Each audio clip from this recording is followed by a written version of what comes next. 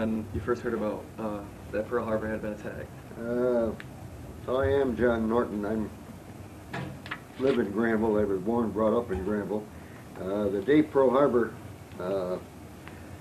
happened, December 7th, 1941, I was with a friend of mine, and we were kind of riding around town, and drove into town shortly after 1 o'clock, and we heard that Pearl Harbor had been bombed, and we were flabbergasted. We were kids, 17 years old, and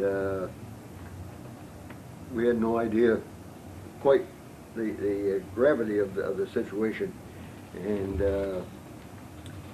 we went home and kind of talked to our parents, and the parents were concerned of what was going to happen to, you know, kids like us. Yeah. And the next day we were all, that was a Sunday. The next day everyone had it in school. They broadcast Roosevelt's speech to Congress where he declared war, and that was December 8th, 1941. And he's quoted, and it's a famous quote, "It's a day that will live in infamy." Mm-hmm. And he pledged that the United States, with the help of the Allies, would continue this war to an absolute victory. And that's just what happened. Yeah. Now, how was like childhood, like growing up in Granville? And, like, did it prepare you for anything that was going to happen? Well, it kind of it changed my life, as it changed a couple million other young men who went into the service in after Pearl Harbor, and we're in World War II. I had planned to go to college. I had sent to an engineering school, a mining school out in Missouri, and I wanted to go to college there and come back to Granville, and it just changed my life. Shortly after that, I went to work in a defense plant down in Worcester, Mass, at a little over 17, mm-hmm. and joined them. Then I joined the Navy in Boston, and the rest is, here I am. So, where was like your first? Were you ever in combat? Like, well, fighting? Our ship was. I'd like to give a little bit of history about the lead up to the war. Mm-hmm. The Germans and the Italians and the Japanese had been building for this war for several years. In fact, they was involved in World War II and involved in war in Europe, and the United States was not prepared for war with manpower or with materials. Mm. And fortunately, we had a strong president, and we had strong people in the military who geared up the country for the war effort. And defense plants, there was no, you couldn't buy a car, anything like that was taken over by the military for tanks, guns, boats, ships, whatever. And to me, my experiences in World War II as a member of the Navy was my education. Mm-hmm. And I learned a lot. I came from Granville, New York, and I grew up in a small town. There wasn't much to do in Granville, although it was a friendly town. And I swore that I would not. Once I said, I'm getting out of Granville. I'm going to do something else the rest of my life. Yeah.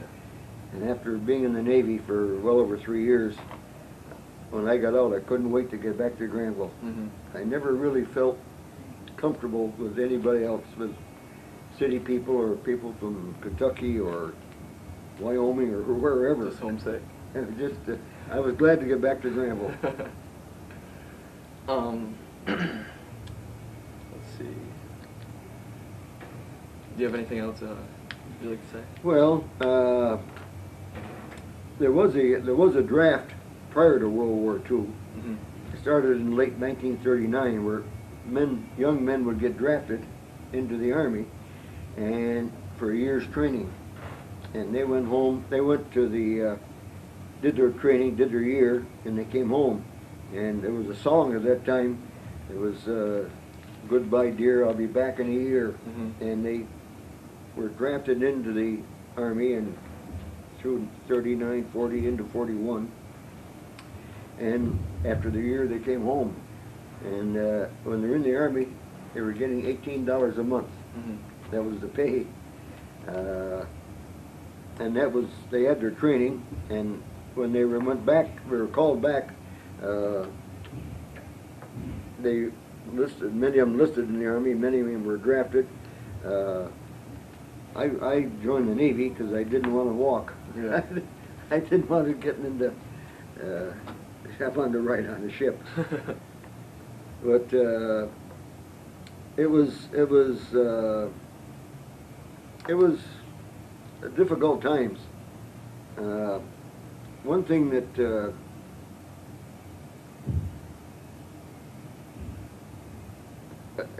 people have got to realize how much we owe the veterans of World War II. And your grandfather, everybody at your age had a grandfather or a great-grandfather that was involved in World War II. And fortunately, a lot of the stories are lost. You know, people, in fact, veterans, most veterans don't really talk about the war that came home. Yeah. I know my family has not been aware of what a lot of things I did. Anything else, Troy, that was when you were shipped to, like, from New York, how did you get to, like, around Japan, like in and around well, Japan? our ship went into Africa, North Africa, or in Oran, North Africa, and then it was there for about a year. Then we came back to Norfolk, Virginia, and got refitted and took on supplies and all, and went down through the Panama Canal up to we went to Ulysses and Yap and New Guinea and New Caledonia, and then up into the Philippines, Okinawa, and Japan. And you were on a repair ship? It was a repair ship. It was the AR-5, the USS Vulcan, which was you can see it's a big ship. There was about probably 2,000 men on the ship. Wow. And we used to have, in the evening, we had movies a couple times a week, but it was all down below in the repair shop because you couldn't have any lights. And you had continuous watches. We traveled in convoys, and of course there's no light. You couldn't have any lights on, and we had to stay on watches. We had watches in the bow, watches on the bridge. I was a helmsman a lot of the times on the bridge, and I got to know the officers well, and I don't know, I enjoyed the Navy. As I said, that was my education. So how did you get these medals here? Well, this is I just wanted to show you the Purple Heart, and these weren't mine. These were a friend of mine who died, and he had no family, and he gave them to the VFW to that's the Purple Heart. And fortunately, I didn't get a Purple Heart, but he was in. This fella here was killed in the invasion of D-Day, and he got these Purple Heart, and he got that medal. And he was a friend of mine in school. From Granville? From Granville. Huh. And when he died, his family, after his wife and his family died, the rest of his family, he gave those to the VFW to show at up in their rooms. This is it's Navy Commendation Medal, which our ship got, and for service in the war. This is my VFW cap. It shows that's the one I'm proud of, the Good Conduct Medal. I don't know how I got that. It's the American campaign, South Pacific, the Philippines, The Victory Medal for World War II, and the Occupation Medal I got for being in Japan. So this is, well, that's I was third-class quartermaster, which I wore on my sleeve. But I was involved in navigation, and we knew. Nice thing about that, you knew where we were all the time. Yeah. You know, you didn't think. And one thing I enjoyed is, well, I had a lot of letters from home, from my parents, and from my sister. They would write us. Friends of mine would write from wherever they were in the service. And I used to get the Granville Sentinel, which is a hometown newspaper. And a lot of the fellows that I was in the service with were from cities who had never seen a hometown paper. And I'd get mail call, sometimes get 4 and 5 at a time. And the guys would all grab them and read about what happened in Granville. It was it was no small town. Yeah. Mr. and Mrs. Jones called on Mr. and Mrs. Smith Saturday night, you know, things like that. Yeah. So traveling, did you see a lot of destruction, like when you traveled through these areas? Because I was like, well, I didn't, like, when we got to the Philippines, we did get ashore a lot. And in Okinawa, we got ashore. They had what they call a fleet recreation center, where we'd go in, fellows from the ship would go in there, well, you'd go in 2 or 3 times a week. They had softball games, and they did have beer there. That's where I didn't get to see a lot of the, actually, World War II, I was in the Navy, but the guys that really deserve the credit for our victory, a lot of them, is the fellows that sloshed through the jungles of Guadalcanal and Iwo Jima, and the guys that went in on D-Day, which was a terrible thing in the invasion, and went across Europe and fighting the weather, I mean brutal winter weather, and they saw it a lot tougher than I did. I was fortunate, but I was on a ship, and we were in convoys. We were attacked by U-boats in the convoy, and some of the ships got sunk. But the fellows that really deserve the credit, and I can't say enough for them, is the fellows that really fought in the jungles and in Europe and D-Day and things like that. Yeah, the ground troops. Yeah, and I had, there was probably 35 young men from Granville who were killed in World War II, and I knew every one of them. Some of them were older, some of them were a little younger, and most of them were good friends of mine. And in fact, there's a family in Granville who lost 2 sons in World War II. The family got a telegram on a Monday that one of the boys was killed, and that Thursday they got another telegram saying his brother had been killed, and that's real sad. Yeah. Were there more people in that family? Yeah, there was a family of about 8, I think, 7 or 8. Wow. But still, if you lose one, it's bad. But when you lose 2 in 1 week, it had to be tough on the family. And fortunately, my parents wrote me a lot, and I would write.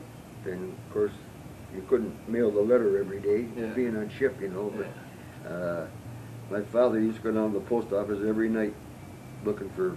We got the mail come in at night, and they were waiting for a letter from me because, you know, parents were concerned. So, how did it come to that you would be stationed in Hiroshima? We were actually our ship was in the Philippines when we got the word August 15th, I believe it was, that Japan had agreed to surrender. And the next couple days later, we went from there to Okinawa. And you got to realize that the United States was building up for the invasion of Japan after they secured the Philippines and Okinawa, they were building up for the invasion of Japan. And July 24th, the Roosevelt and Churchill had gotten together, and they sent a message to the Japanese that the United States was prepared to invade Japan, and that it would be disastrous if Japanese didn't surrender. And of course, nobody knew it, but the atomic bomb was being developed at that time. And the atomic bomb was carried over to, I can't think of the name of the island now, on the ship, and they had planes. They had to alter a plane to make room for this bomb. And the Japanese military, the Emperor of Japan wanted to surrender. This is July 24th, 1945. And the United States, that's when the United States sent them the message that it would be disastrous for the Japanese to fight anymore, meaning they had these atomic bombs and all. And it's been said that an invasion of Japan would have caused 1 million American casualties, killed and wounded, and it would have been upwards of 5 to 10 million Japanese casualties, because the Japanese were prepared to fight to the last man. They were prepared to fight to the last man, woman, and child, and it would have been disastrous for the Japanese. And that's when it was a terrible thing. But Harry Truman made the decision to drop the atomic bomb, and that had to be a tough decision. Yeah. Because they knew what it would, well, they weren't quite sure what it would do, but it killed in Hiroshima, it's Hiroshima, Hiroshima, there's 100,000 instant casualties, and 40,000 more died later on from effects of the radiation. And it was in Hiroshima and Nagasaki. Also, there was 70,000 killed there, and that's when the Japanese, a week after they dropped the second atomic bomb, they sent word to the Americans that they were ready to surrender. And it may have saved my life. It may have saved. It would have saved a million casualties, because it would have been. They were ready for us with shore guns and suicide planes and all that. They were ready for us. And the peace treaty was signed September 2nd aboard the USS Missouri in Tokyo Bay, and MacArthur was there, Halsey was there, representatives of Japan and United States there, and they signed it. I got a copy. I should have brought it. I forgot it. Copy of the peace treaty that was signed, and we were in Hiroshima at the time they signed the official surrender. They agreed to surrender, but we went from Okinawa right up to Hiroshima, and I was there almost 6 months. Anchored off Hiroshima, and I spent a lot of time in the city. And we got there, and it was just level. And there were two shells of buildings. One was a hospital, and one was a school. And that's the only buildings that were still any semblance of standing. Yeah. And we walked around. The people that on the civilians. We'd walk through the streets, and people there, and they're looking at us and wondering just what we were going to do to them, you know. And oh my God, the scars on their faces, and they're just, burns, and oh God, it was sickening. Women and children, it was just sickening. We anchored off here. Where are we here? Hiroshima. We anchored off here, and we were there 2 days, and we used to have picket boats go around the ship at night, and then we had 2 motor launches and took almost 100 men from the ship to the shore. And when we got to where we could see it was just a small dock, so it wasn't a big port. Some Jap came running down to us and waving and hollering and screaming, and about 20 of the men on the ship or on the boat were armed, and they stood up with their guns, and he hollered, "Don't shoot, don't shoot." And he turned out he was from Billings, Montana, and he had gone over to visit family there before the war started, and of course he got stuck there. And he said, "Boy, am I glad to see you guys." And but he's strange. He's from Billings, Montana. Wow, that's incredible. So we had a nice visit with him, and it was just. So you so like pulling up into the harbor, like could you see like anything that was out there? We couldn't see. It was on a little bit of a hill. We couldn't see the real damage until we got up and on the shore. But a strange thing, they say the radiation from the bomb killed about 40,000 people after the initial shock. And here I am, 62 years later, and I was there for 6 months. And look what radiation did to me. Actually, we used to go in a little town of Curie, which is south of here, and that's where some of these pictures in the schoolyard were taken. Yeah. And they had no effects from the bomb, well, not a minor effects.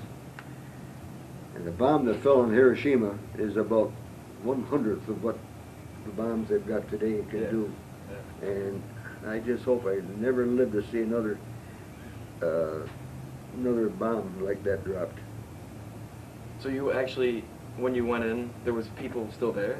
Oh yeah, there were people there. It was a city of around, I think around 250,000, and just about half of them were killed. But the survivors, anybody that was right at .0, I mean, they were gone. The people that lived outside of there, and they say faces were burnt, and they just, it was sickening when we saw them.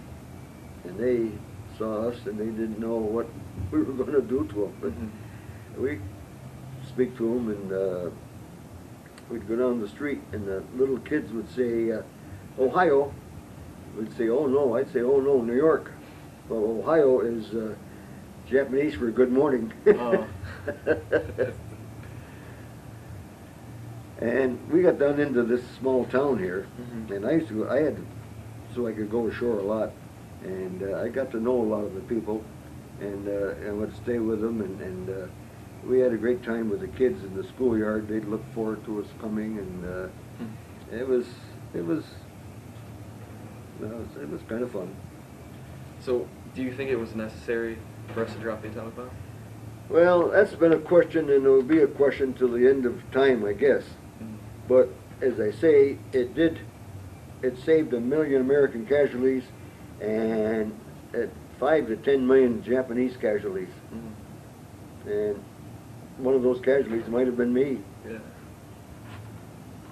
So we'd have gone up in there, and it was just they were ready for us. Yeah. They were ready for the invasion, and it was the emperor that convinced the military men to call the whole thing off. So, like, leading up to the dropping of it, where were you, like, stationed as around? When the bomb dropped, I was in the Philippines. I was in Leyte Gulf in the Philippines, on the island of Luzon, and that's where MacArthur went ashore. MacArthur says, "I will return," he was forced off Corregidor, and he said, "I will return," and he did return. He waded ashore in Leyte Gulf, and that's where we were stationed. We went in there with the invasion, and unfortunately, Franklin Roosevelt died April 12th, I believe, 1945, and he saw the end of the war in Europe, but he didn't live to see the end of World War II. Yeah. And he was a strong leader. He really kept the country together.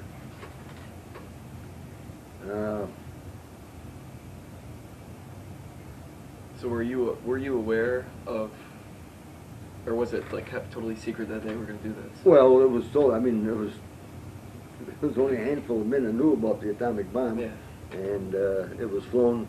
It was carried over on the Indianapolis to Taiwan, I believe it was, the island, and from there they had to refit an airplane to hold the bomb, and was the plane. The name of the plane was the Enola Gay. Yeah.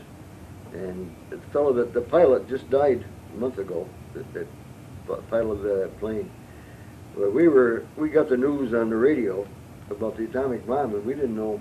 We had no idea when the atomic bomb was or anything, but information was fed to us, and we figured then that was going to be the end of the war. Mm. All right. The war itself, the United States and the Allies decided to concentrate on Europe first, and there was a lot of fighting going on in the Pacific, but they wanted to get they concentrated on well, it started North Africa into Italy, and then D-Day, and they won the war there, and then there's still a lot of fighting going on in the Pacific. Mm-hmm. The Battle of Midway, the Battle of the Coral Sea, which were decisive battles, Mm-hmm. and it was just the American spirit that won the war. Ambition. And we could all be speaking German or Japanese today if it turned out differently. But I've got to say that the soldiers and the people in the service in World War II, their morale was great. And their morale was boosted by their families on the home front. Mm-hmm. There was rationing. You couldn't buy a pair of shoes without a stamp. There was no automobile manufacturer. You couldn't buy a car. Sugar, things like that were rationed. You had to have a stamp to buy sugar, to buy a lot of canned goods, and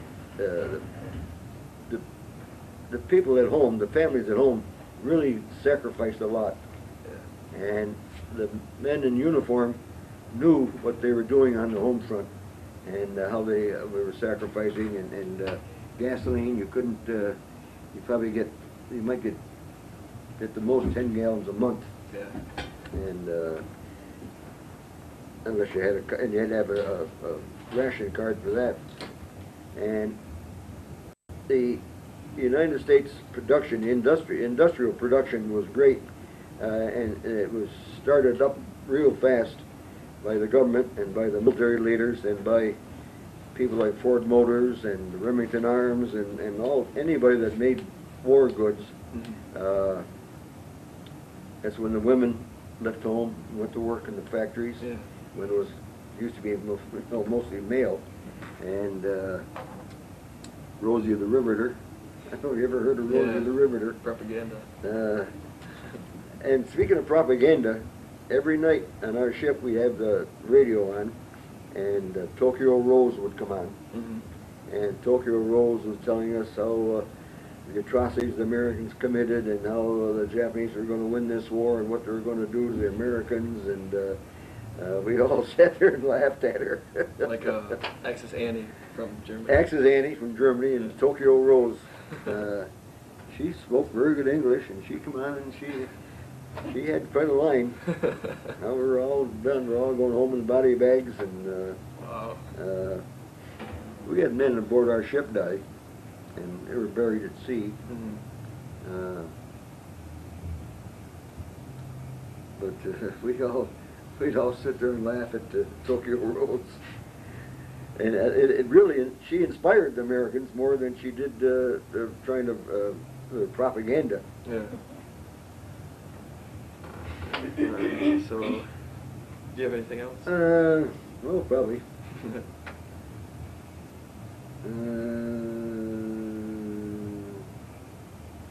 We went into this Curie right here, and that was a good sized port, and they had dry docks in there, and in each they had 2 dry docks, and they were filled with 1- and 2-man submarines, where the Japs would get in these submarines, and if a flotilla or an armada came up, their navy came up into this inland sea, they were suicide submarines, and they were loaded with gunpowder or whatever weapons. They would ram a ship, and it could sink a ship.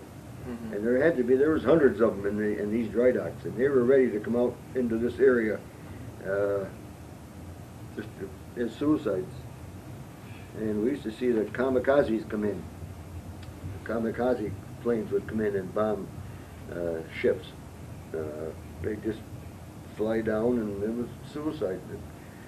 They talk about the suicide bombers in the Mideast today. The Japs had a lot of. It was drilled into them that they're giving their life for the emperor, and beat the American dogs. But we did prevail. Yeah, thank God. And it was the morale of the American, this morale and spirit of the American servicemen. I'm really proud of the fact that I served in the Navy in World War II. As I said, it was my education, and I learned a lot, and I saw a lot, and here I am in Hiroshima, a 20-year-old kid from Granville, New York. And what the hell am I doing here? And it was I was glad that I got to see it.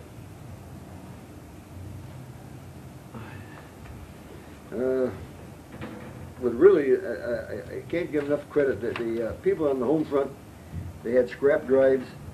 I remember my mother sending me pictures of a pile of scrap that was in that lot right across from Edward's store.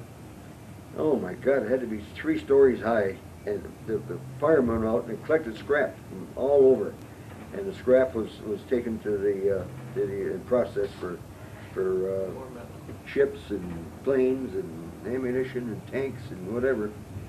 But the people on the home front really had to put up with a lot, and it transferred to the American serviceman, and it kind of boosted him to know what his people that back home were sacrificing.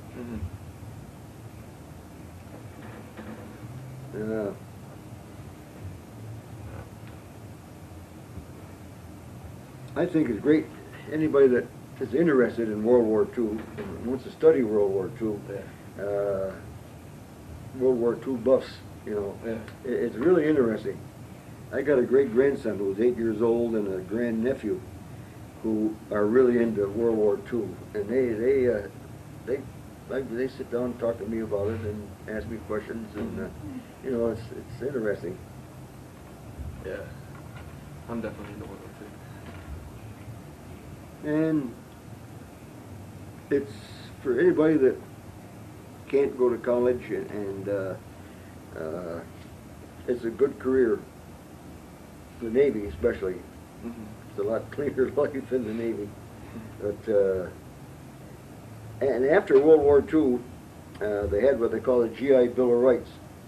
And if you came home, you couldn't find a job. It's what they called the 52-20 Club. You got $20 a week for 52 weeks while you're like unemployment insurance. And $20 in those days went quite a ways. And they also had the GI Bill where fellows could go to college. And there's a lot of fellows my age and older who went to college, and Nick Murphy, for instance, he and I graduated high school together, grew up together, and after the war was out, he went to Siena, And from there he went to University of Buffalo Dental School and became a dentist, which he never could have done if it wasn't for the GI Bill. And I will say the government took good care of the veterans when they came home. They gave them every opportunity in the world. That's good. And with health care and with unemployment help and with the college program.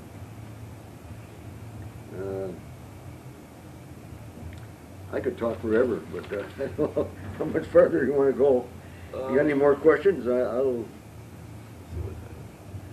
No, I think we're good. You ready to stop it? Is he done talking about Well, I'm glad Troy asked me to come over, and I enjoy my own family. They have very little idea what I did in World War II. Yeah. Most of the fellows that came home from the war really didn't talk much about it. In fact, when I was interviewed for the Post-Star, Noreen, my wife Noreen, sat there, and this reporter says, "Are you aware of all these things?" And Noreen says, "No, John never talked much about it." And you know, I didn't want to. I really didn't have no war stories to tell. I didn't just. But I do enjoy speaking to somebody like with you, who was interested and wants to know more about it, because I don't think the history books touch a lot on World War II. Yeah. It's just kind of a passing thing. I know his grandfather was a waste gunner, and we never even knew it No, until I know after he it. was dead. You know, saw his Dub. his grandfather Belden. Oh, okay. Yeah, and well, Jack he was captured by the Germans, I Yeah, guess. yeah. But people just they don't talk about it. No, you know, something I did, something I wanted to do, and it was For just. some people, it's horror stories, though.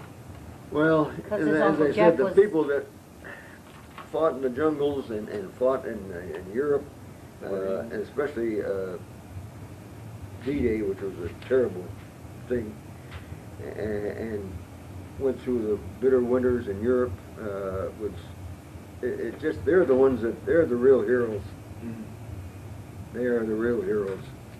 How they thought they were going to fight their way through that. Oh, The God. beach thing. Oh, geez, Like- it's Well, when they landed like a couple football fields away from the actual point, Omaha Beach. yeah. They landed way away because the wind pushed them. Yeah, it was. That was something. That was a kept secret Yeah. until they started, and the Germans knew they were coming, but they didn't know when and where. Yeah. Surprise! But the United States went in the Pacific. They went island by island by island, because shortly after the start of the war, the Japanese captured Philippines, Burma, Hong Kong. They pretty much ruled the South Pacific, and the United States just went island by island by island by island up to Japan. Just hit the red button. You guys are still talking.